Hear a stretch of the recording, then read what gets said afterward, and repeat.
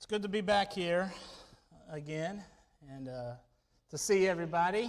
You could be anywhere, but you chose this time and this hour to be here with us today, and I am grateful for that and thankful for you.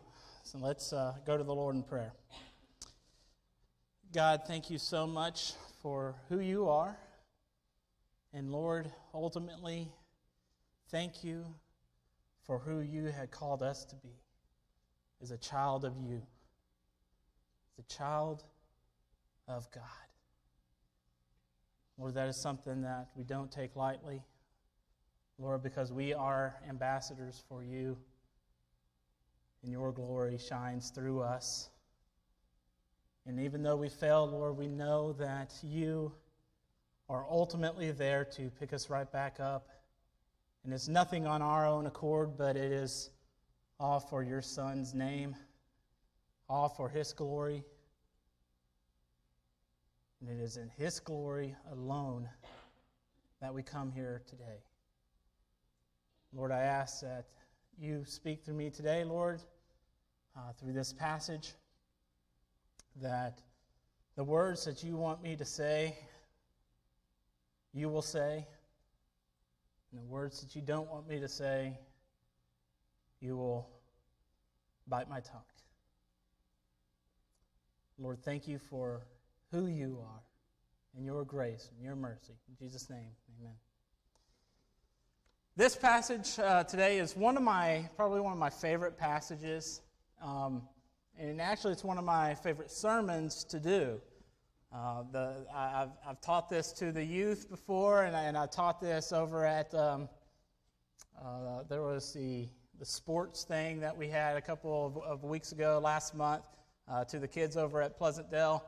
And it's one of my favorite stories because it is a story that we can't comprehend. It's something that we can't comprehend, and all the glory goes to God alone in this passage. And it's something that we've probably read, if you grew up in church, it's something that we've probably read over and over and over, and we just kind of get calloused about hearing it. It's like, yeah, okay. I mean, yeah, just by looking at that, you can already tell where I'm going with this, walking on water. You probably heard it over and over.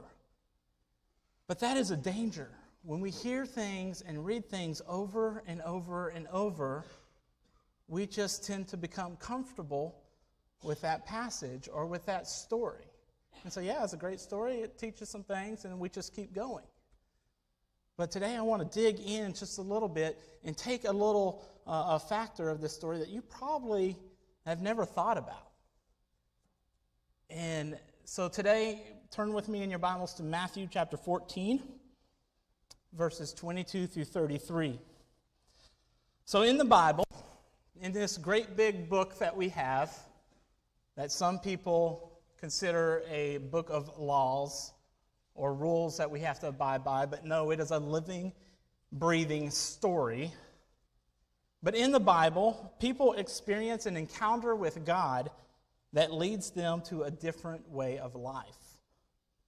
This pattern occurs over and over. God uses somebody, quote, ordinary, somebody that's unlearned, and then does something remarkable with them.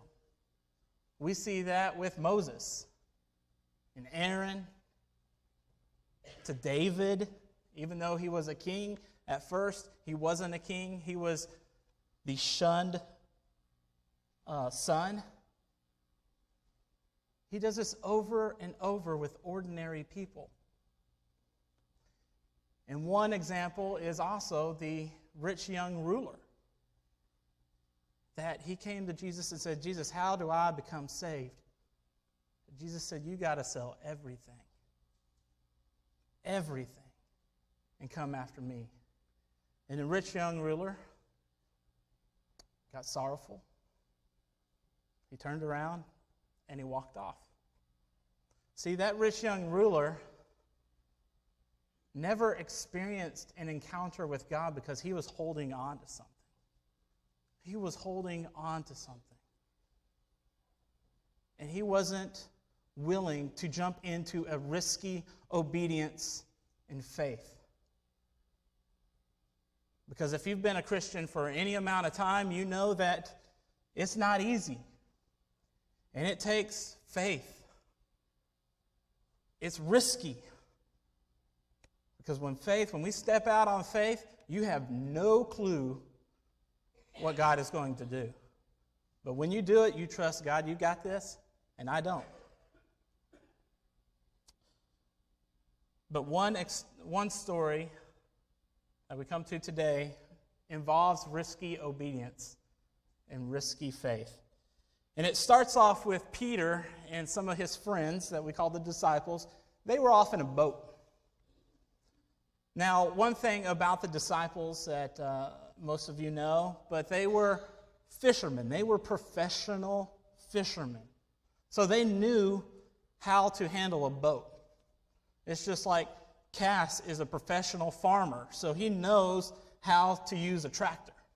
He knows the ins and outs of it. And whatever your job was or is, you know the ins and outs of it. You know how to navigate things. So these guys were on a boat. They were professional fishermen. And all of a sudden a storm came on this sea. And this sea is known for pop-up storms. Kind of like the last few days that we've had here. There's just pop-up storms. They'll just come out of nowhere.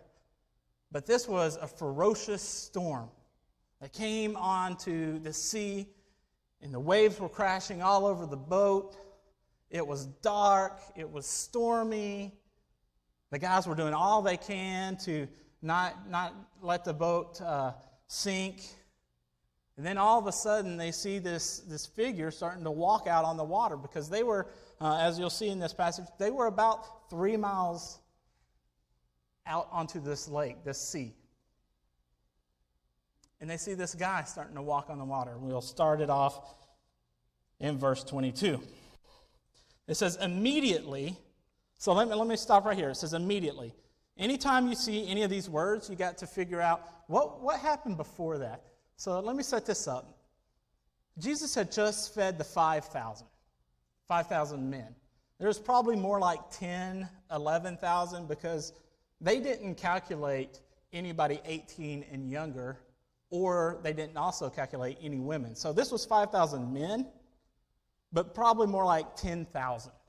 So Jesus had just fed them with the loaves of bread and the fish. And Jesus said he needed some time alone.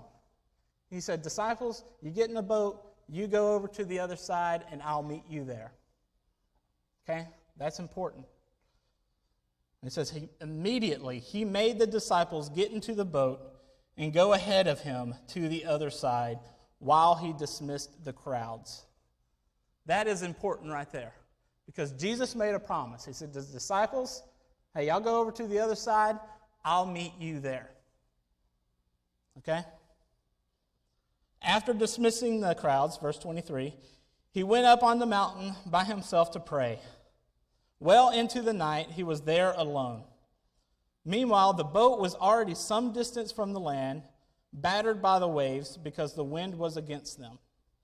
Jesus came toward them, walking on the sea very early in the morning. So it's probably about like 3 o'clock in the morning, 4 o'clock in the morning, what some commentators say.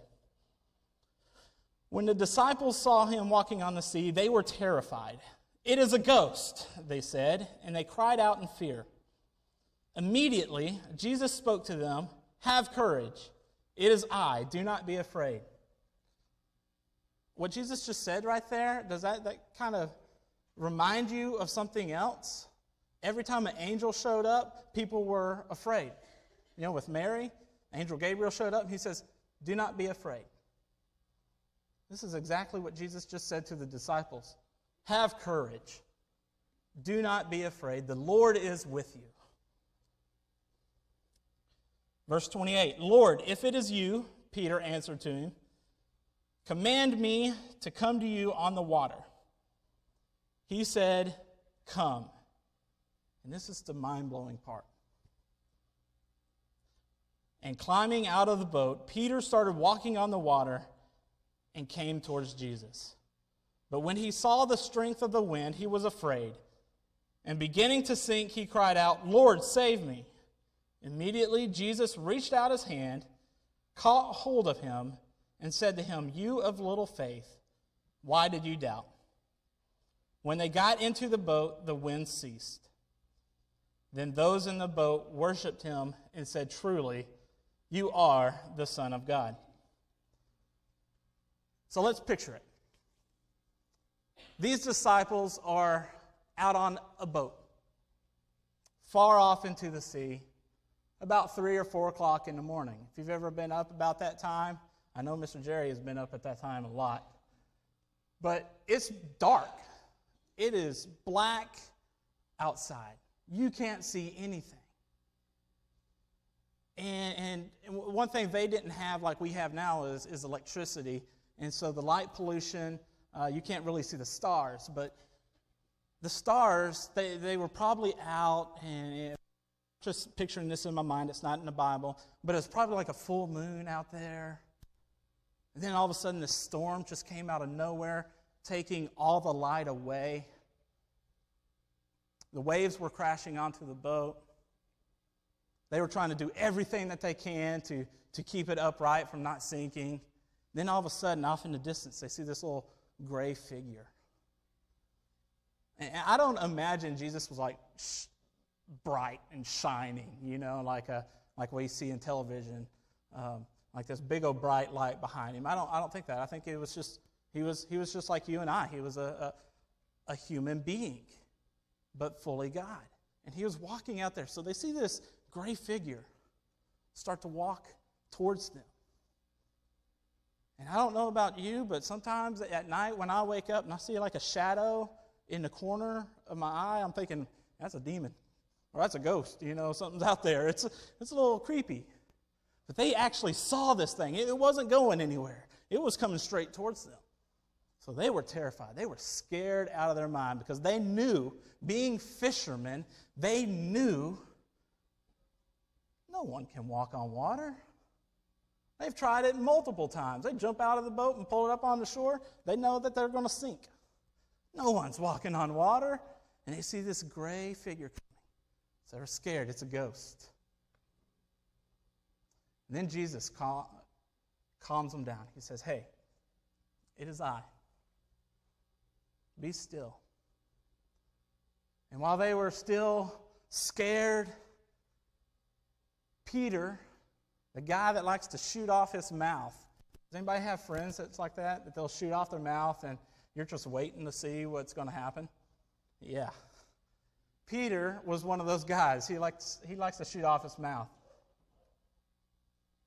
He says, "Lord, if it is you, command me to come onto the water." Man, all the disciples, I bet you they were backed up and like, "All right, Peter, I'm ready to see this. What are you going to do?" And little by little, Peter held onto the boat, took one step over, then the other, and he started to walk. See, Peter didn't think about it. He just did it. Because if he were to stop and think about walking on the water, he's tried to do it multiple times. In fact, when I was up in the baptistry, I tried to do it, and guess what happened? I went to the bottom. But if you stop and think about it, you start to rationalize, we can't do this. Peter didn't think about it. He just said, "All right, God, if it's you, command me, and I'm going right out there with you."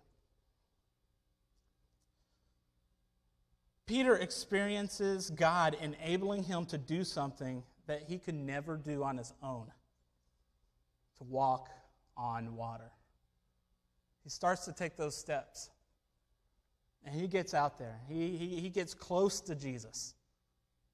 And then all of a sudden, just like Wile E. Coyote, he realizes he's not supposed to be there. And Wile E. Coyote, when he's chasing the roadrunner off the cliff, you see him just run into the air, and he realizes, hey, I'm not supposed to be here, so he falls. That's what Peter does. He finally takes his eyes off Jesus, and he looks at the wind and waves and says, I'm not supposed to be here. And he starts to fall. And Jesus lifts him up and he said, "You of little faith, why did you doubt?" See, we look at this story and we just look at Peter and say, "Peter, come on. Didn't you know Jesus could do everything? Why'd you do that?" We are very good at Monday morning quarterbacking. See, they didn't know that at the time. Peter started to fall. Did he fail? And we look at it and says, Peter failed. I think he did fail. But here's the thing that we never look at. There were bigger failures that night.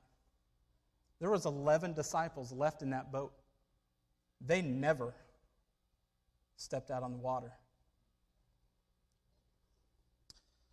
So I did think that Peter failed just a little bit because he did take his eyes off of Jesus. But the bigger failures that night were the disciples that were left in the boat. Peter experienced some things that those other disciples could never experience. In fact, Peter is the only human that has ever experienced what it is like to walk on water. And so when something big happens like that, I think it marks a person. That is something that Peter could hold on to and say, you know, that one time that I walked on the water, Jesus was out there. And I trusted that he would take care of me. It marked him. It marked him in a big way. It's an experience that no one else has ever had. Only Peter knew the glory of Jesus that night. When people walk on water, when people trust in God and experience God's power, enabling them to do what they couldn't do otherwise by themselves, it marks us. I think Peter carried the memory of walking on the water to his grave.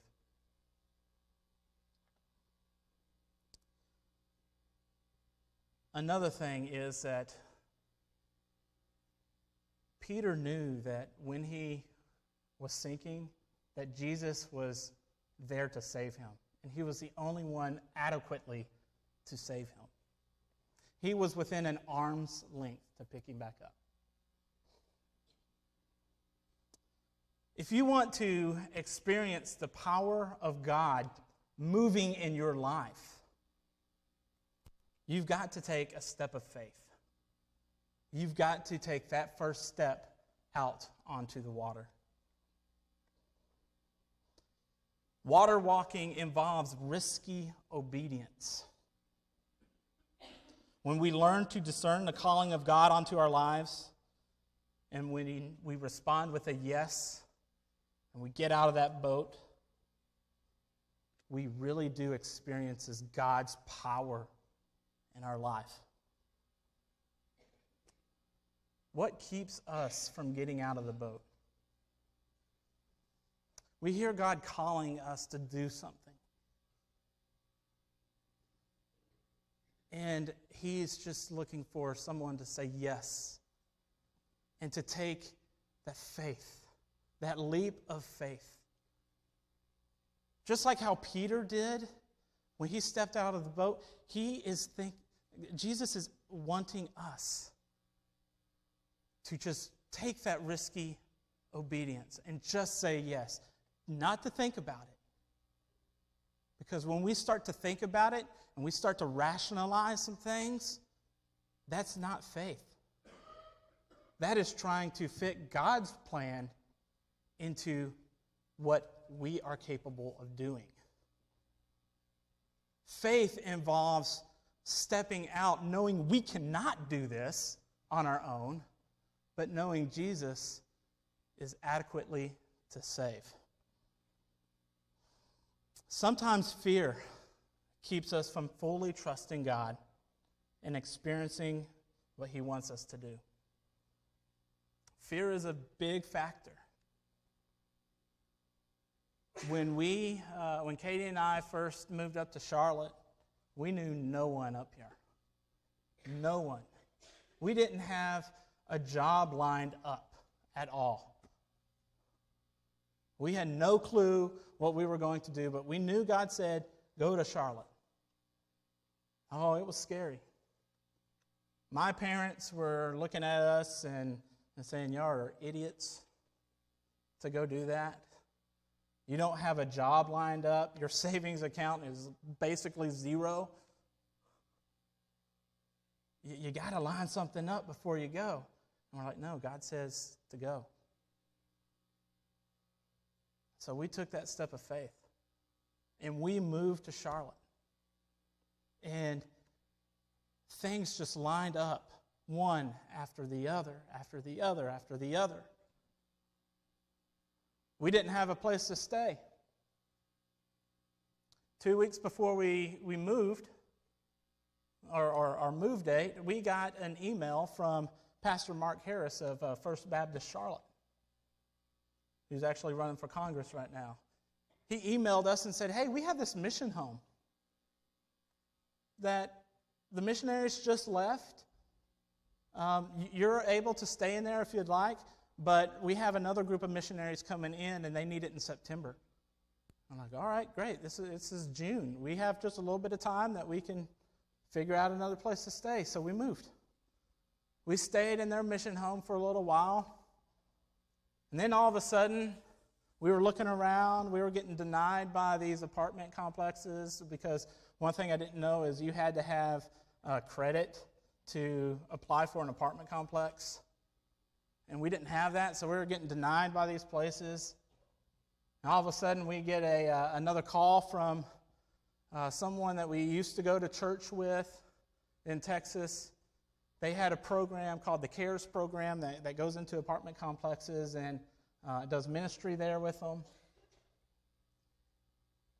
And we accepted that position. They put us in a nice little spot over by IKEA over there, a nice little area in the university area. Put us in there, and things just kept going and going and going. You know, I had no job still. I was kind of working with some of the race shops, just following them around, and everything was donation based on in our ministry, and so I didn't have a donor base. And all of a sudden, like 2 weeks before Daytona, the Daytona race in February of 2013, they look at me and said, hey, do you want to be the chaplain for the ARCA racing series? I was like, okay. See, we had no clue. We just said, God, you called us up here. What are you doing? Step after step after step, all because we said yes. And those things mark us. Those are things that when we get into depression or just wondering, why, God, why are you doing this? We look back at it and say, God, you know what? If we say yes, you're going to take care of it. If we know that where you are calling us to go and we say yes, you're going to take care of it no matter what. Fear keeps us from saying yes.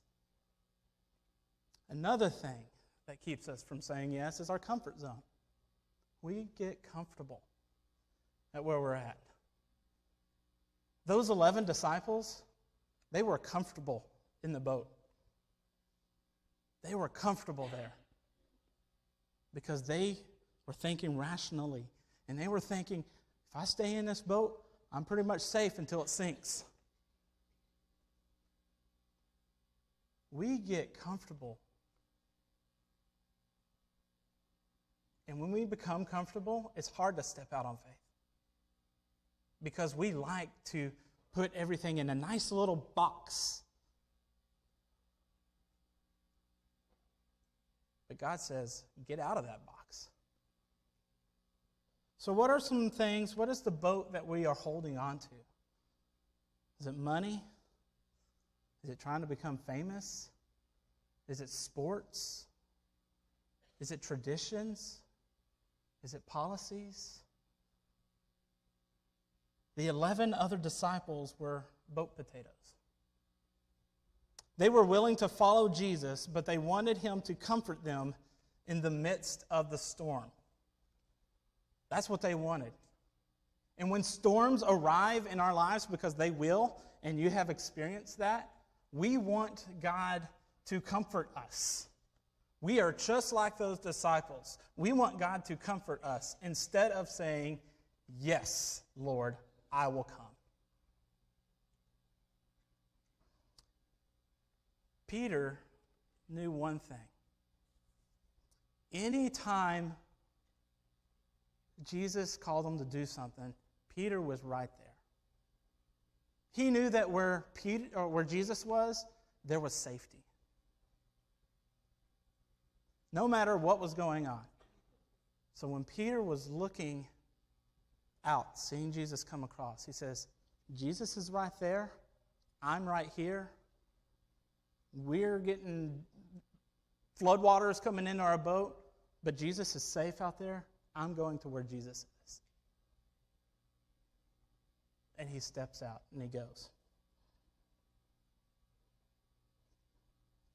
When somebody decides to step out of the boat, they are never quite the same. And Jesus is still looking for people to step out of the boat. I don't know what this means for you. Only you do.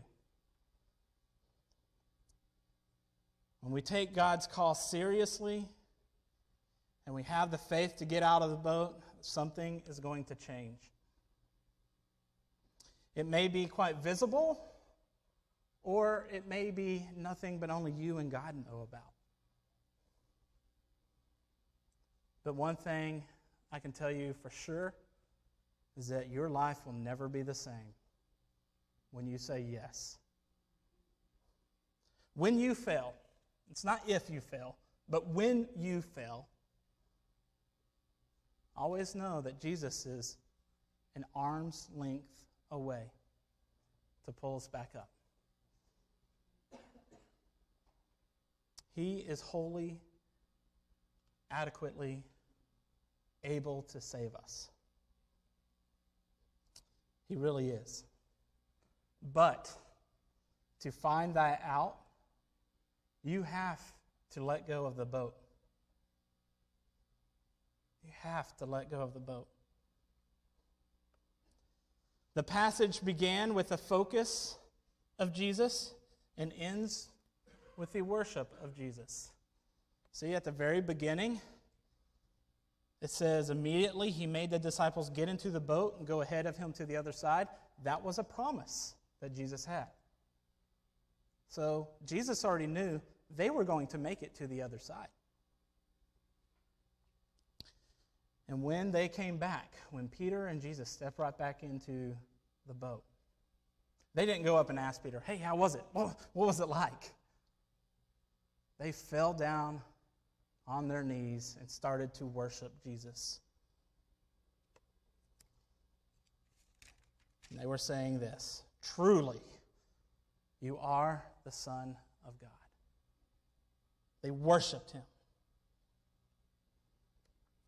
Here's a little illustration that I think that can apply to us, but also apply to churches all across our nation. After attending church one Sunday morning, a little boy knelt at his bedside that night and prayed, "Dear God, we had a good time at church today, but I wish you had been there."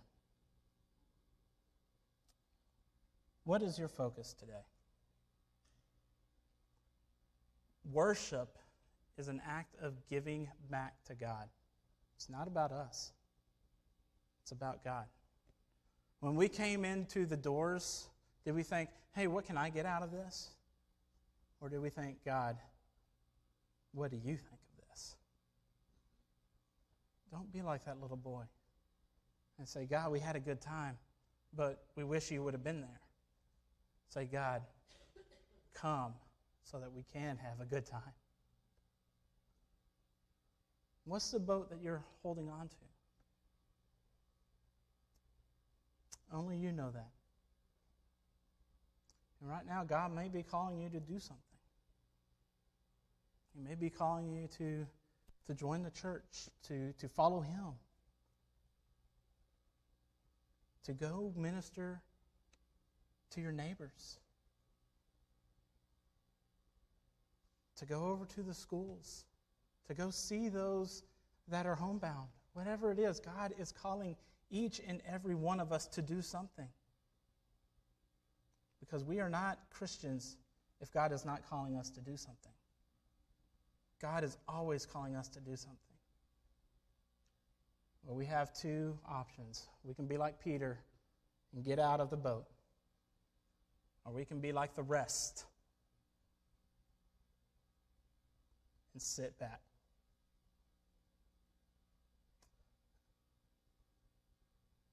The altar is going to be open here in just a little bit.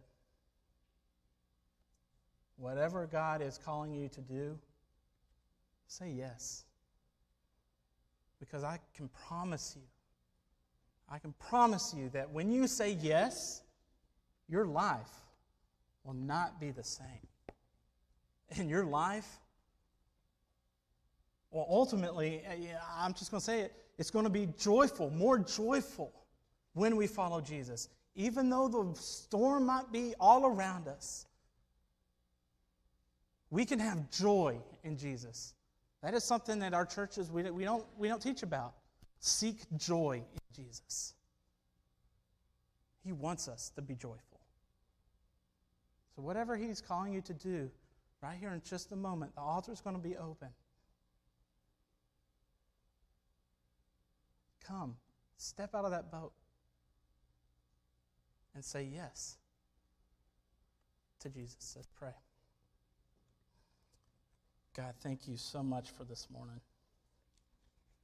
Thank you for this story, Lord, and the illustration of that we can apply to our lives, Lord, but also just showing your glory and majesty and everything, that only you can walk on water. And Lord, when you call us to do it, and if we say yes, that we can get out there and experience it with you. We can experience it with you because you, God, are with us. You have promised us that you will meet us to the other side. God, I ask that we just let go of our boats, that we just let go of our comfort zones, our fears, and say, wherever you are, God, that I want to be there with you. Even show that in my life. Let me say yes to you. Thank you for everything you've done for us. In Jesus' name, amen.